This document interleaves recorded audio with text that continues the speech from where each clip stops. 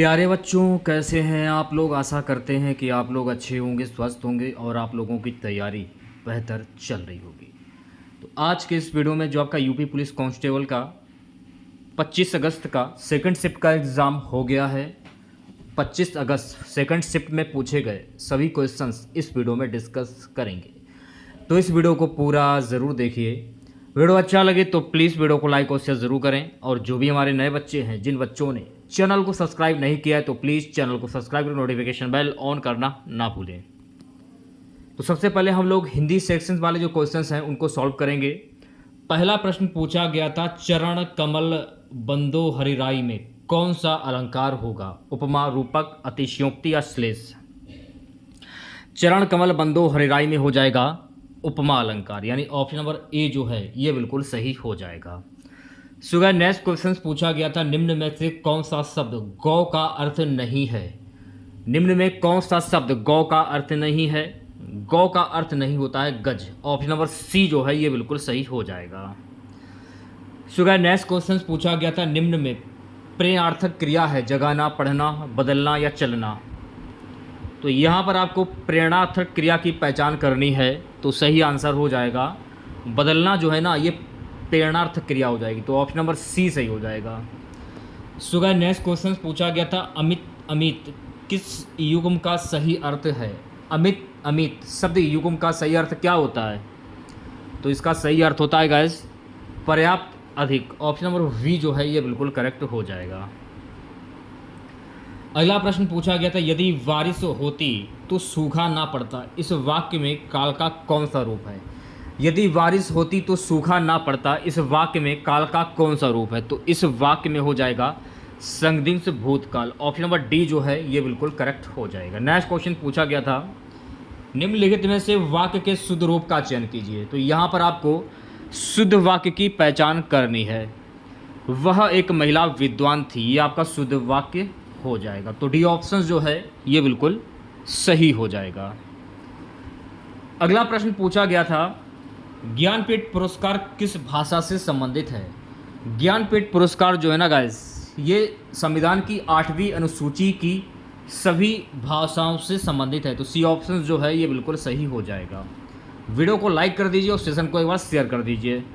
सो guys, next question, वह कौन सा समास है जिसका उत्तर पद प्रधान होता है किंतु प्रथम पद द्वितीय पद की विशेषता बतलाता है? तत्पुरुष समास, कर्मधारय समास, बहुप्रेय समास या अव्ययभाव समास? तो यहाँ पर जो आपका आंसर हो जाएगा तत्पुरुष समास, यानी ऑप्शन नंबर ए जो है ये बिल्कुल सही हो जाएगा। सो गाइस, नेक्स्ट क्वेश्चन पूछा गया था, जिसकी तुलना ना की जा सके वाक्यांश के लिए एक शब्द क्या होगा? जिसकी तुलना ना की जा सके, अतुलनीय, अन्यमनस्क, तुलनीय, अनुपम। जिसकी तुलना ना की जा सके उसको क्या कहते हैं? तुलनीय कहते हैं, तो ऑप्शन नंबर सी जो है ये बिल्कुल करेक्ट हो जाएगा। छोटी, बड़ी, छोटा ऊ, बड़ा ऊ किस प्रकार के स्वर हैं? तो छोटी, बड़ी, छोटा ऊ, बड़ा ऊ जो है ना ये विवर्त स्वर हैं, तो ऑप्शन नंबर वी जो है ये बिल्कुल करेक्ट हो जाएगा। गो शब्द का वचन पहचानिए, एक वचन, बहुवचन, सदा एक वचन या सदा बहुवचन? गो शब्द का वचन क्या होगा? सदा एक वचन। ऑप्शन नंबर सी जो है ये बिल्कुल करेक्ट हो जाएगा। अगला प्रश्न था कि कांट की हांडी बार बार नहीं चढ़ती, इसका अर्थ क्या होता है? छल कपट का व्यवहार हमेशा नहीं चलता, वे लकड़ी का बर्तन आग से जल सकता है, सी दुर्भाग्य की मार बार बार नहीं होती, बुरे दिन हमेशा नहीं रहते। कांट की हांडी बार बार नहीं चढ़ती, इसका अर्थ क्या होता है? तो इसका अर्थ होता है छल कपट का व्यवहार हमेशा नहीं चलता। ऑप्शन नंबर ए जो है ये बिल्कुल करेक्ट हो जाएगा। सो गाइस, नेक्स्ट क्वेश्चन पूछा गया था, निम्नलिखित वाक्य में रेखांकित शब्द का कौन सा कारक है? अनुज की किताब मेज पर है, इसमें कौन सा कारक है? अनुज की, कर्ता ने कर्म को, कर्ता ने कर्म को संप्रदान के लिए अपादान से संबंध का के की, संबंध का के की, तो इसमें कौन सा कारक हो जाएगा? तो इसमें जो मेन कॉमन है वो है की, तो संबंध में आ रहा है संबंध का के की का आता है, का, के और की, ये संबंध में आता है, तो की जो है वो इसमें आ रहा है संबंध कारक में, तो ऑप्शन नंबर डी जो है ये बिल्कुल सही हो जाए। कारक के कुल कितने भेद होते हैं? तो कारक के कुल 8 भेद होते हैं, ये भी आपको ध्यान में रखना है। नेक्स्ट क्वेश्चन, मंदिर मंदिरा युग्म का उपयुक्त अर्थ वाला युग्म कौन सा होगा? मंदिर मंदिरा युग्म का उपयुक्त अर्थ वाला युग्म कौन सा होगा, ये प्रश्न में पूछा जा रहा है। तो पूजा घर और पुजारी, ऑप्शन नंबर डी जो है ये बिल्कुल करेक्ट हो जाएगा। ठीक है, नेक्स्ट क्वेश्चन देखेगा। अगला प्रश्न पूछा गया था, अचल शब्द का सम भिन्नार्थक शब्द क्या होगा? जन्म से, स्थान, धुरी, पर्वत और स्थिर।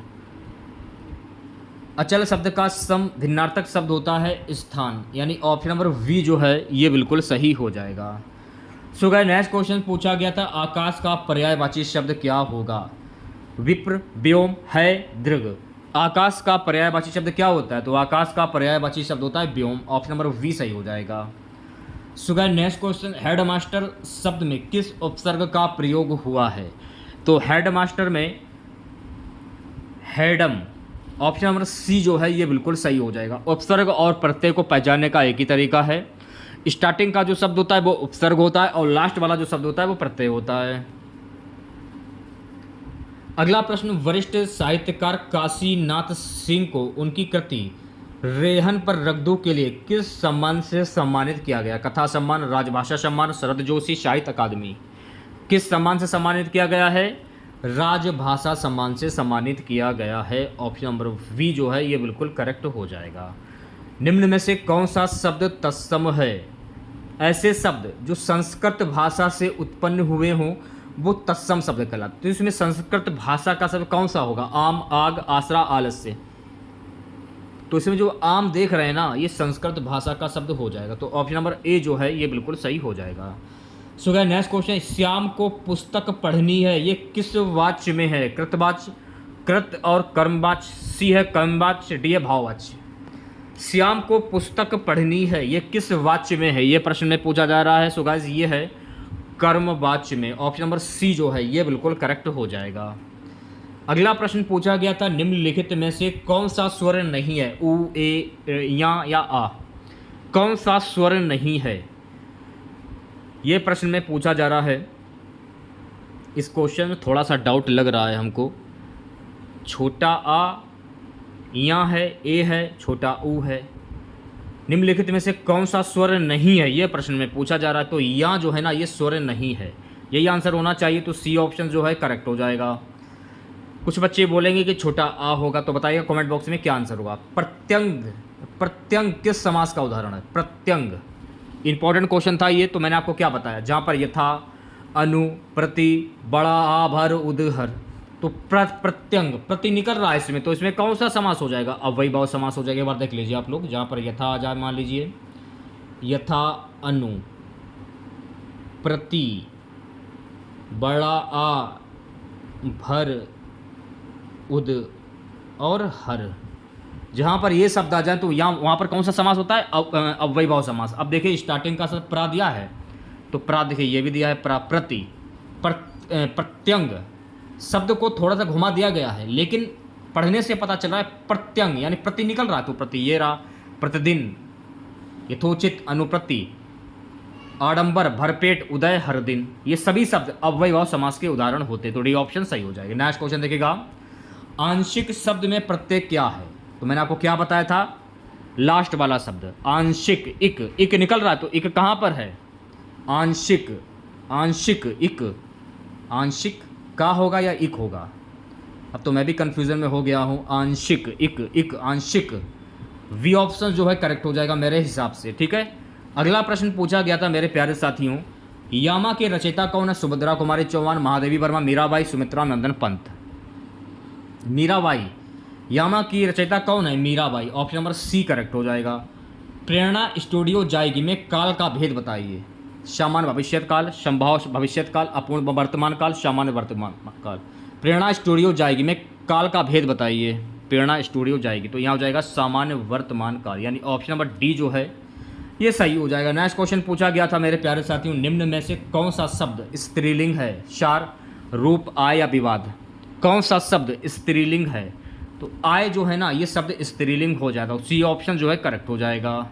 सो गाइस नेक्स्ट क्वेश्चन, कल कानन कुंडल मोर पखा उर्पे बनमाल विराजती है, इस काव्य पंक्ति में कौन सा अलंकार है?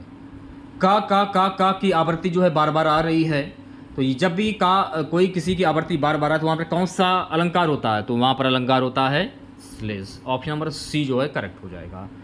अगला प्रश्न, निम्नलिखित में से अर्धविराम चिन्ह कौन सा, तो यहाँ पर आपको अर्धविराम चिन्ह की पहचान करनी है। अर्धविराम, तो इसमें अर्धविराम चिन्ह कौन सा होगा, अर्धविराम चिन्ह ऑप्शन नंबर डी जो है ये करेक्ट हो जाएगा।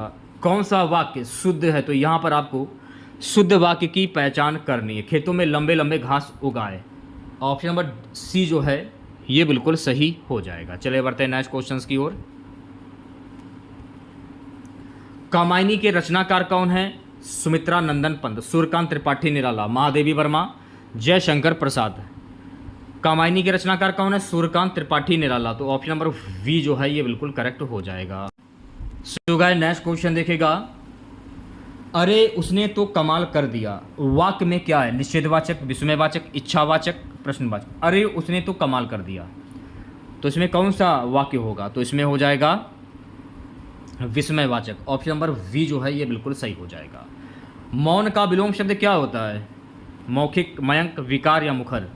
मौन का विलोम शब्द होता है विकार। ऑप्शन नंबर सी जो है ये बिल्कुल सही हो जाएगा। चलिए अब चलते हैं जीके वाले सेक्शन पर, जीके के क्वेश्चन देख लेते हैं। जीके में कैसे क्या प्रश्न पूछे गए हैं। तो जीके का पहला प्रश्न पूछा गया था कि श्रीलंका की राष्ट्रीय मुद्रा क्या है, तो श्रीलंका की राष्ट्रीय मुद्रा है रूपी। क्या है, रूपी। ऑप्शन नंबर डी जो है करेक्ट हो जाएगा। अगला प्रश्न पूछा गया था, वर्ष 2021 में मार्च के अंत में प्रसारित 2000 रुपये के नोटों का मूल्य रुपए ट्रिलियन में क्या था।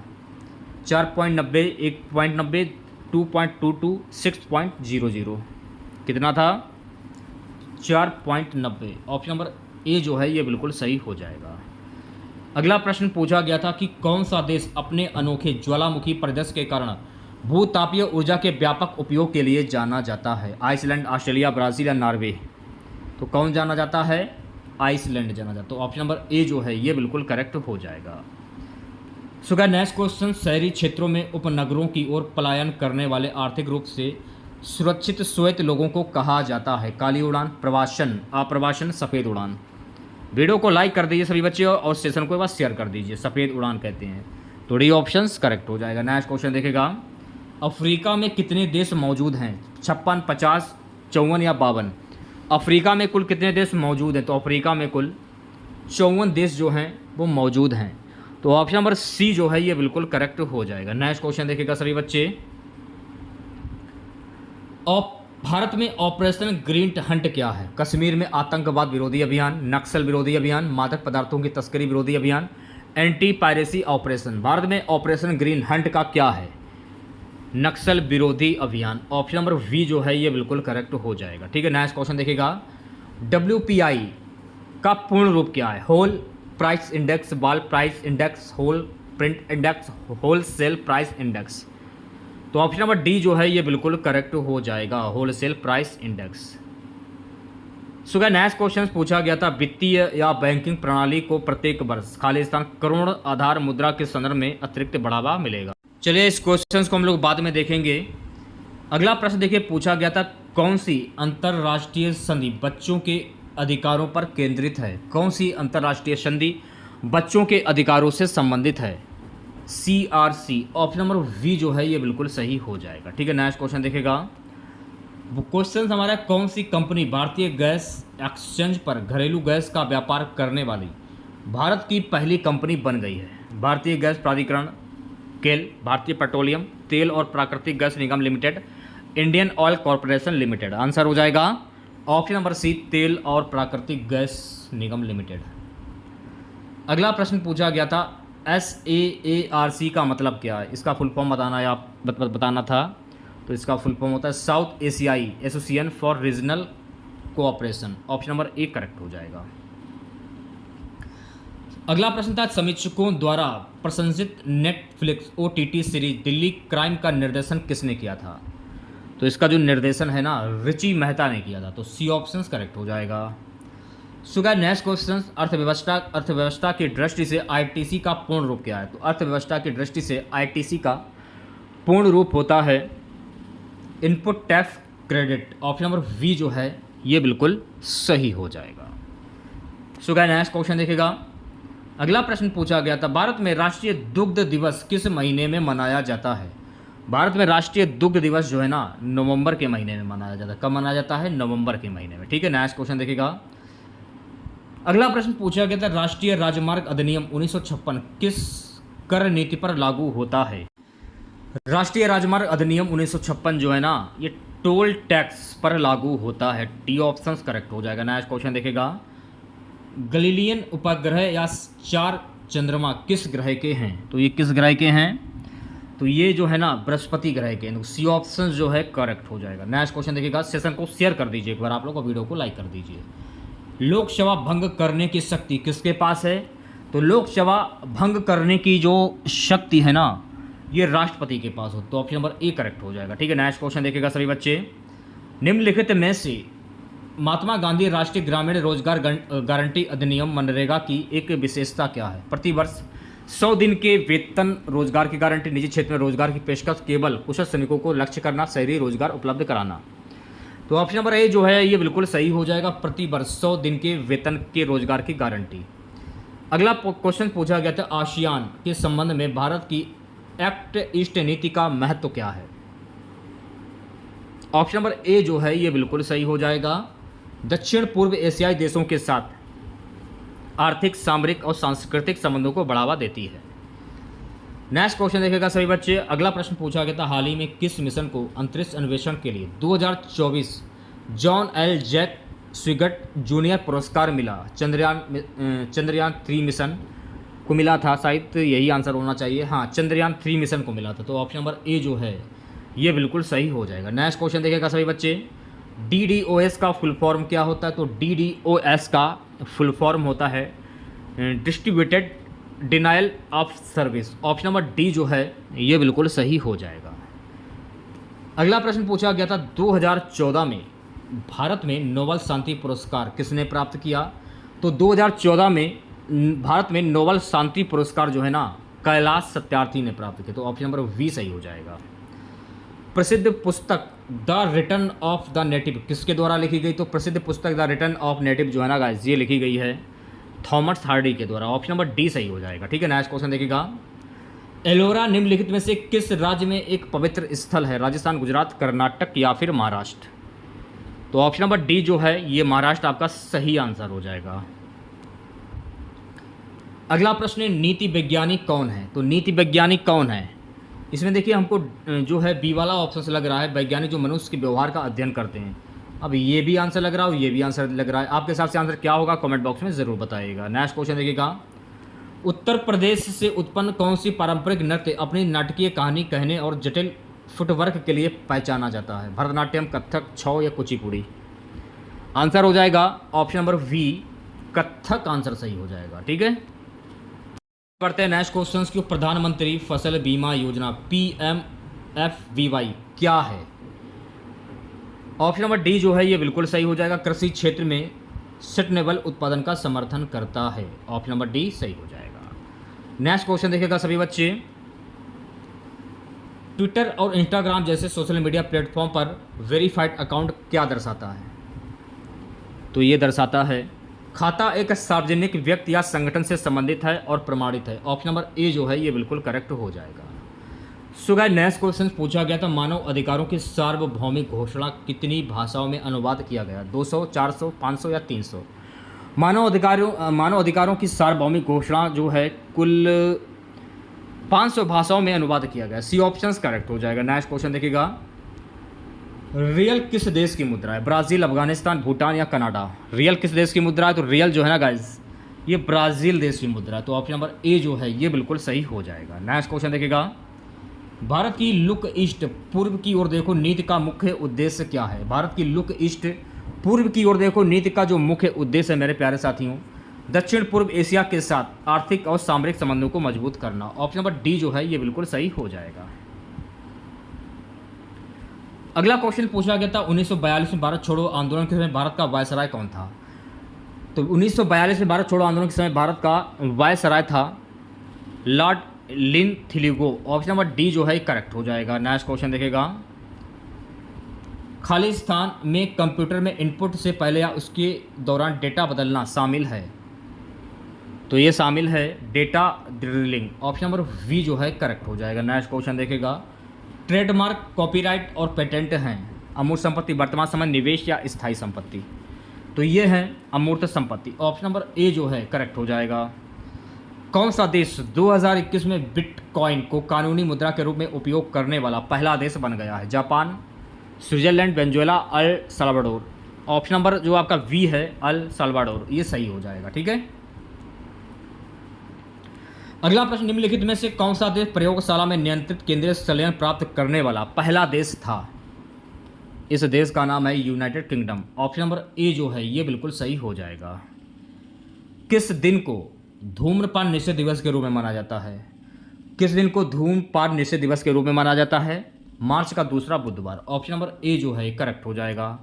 भारत का सबसे बड़ा संग्रहालय कौन सा है? तो भारत का जो सबसे बड़ा संग्रहालय है इसका नाम है भारतीय संग्रहालय कोलकाता। ऑप्शन नंबर डी जो है ये बिल्कुल सही हो जाएगा।